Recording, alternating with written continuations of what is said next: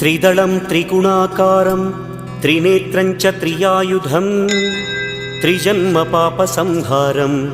एकबिल्वं शिवार्पणम् त्रिशाखैः बिल्वपत्रैश्च अच्छिद्रैः कोमलैः शुभैः तव पूजां करिष्यामि एकबिल्वं शिवार्पणम् कोटिकन्या महादानं तिलपर्वतकोटयः काञ्चनं शैलदानेन एकबिल्वं शिवार्पणम् काशीक्षेत्रनिवासं च कालभैरवदर्शनं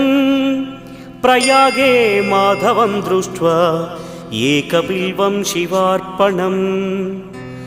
इन्दुवारे व्रतं स्थित्वा निराहारो महेश्वर नक्तं हौष्यामि देवेश एकबिल्वम्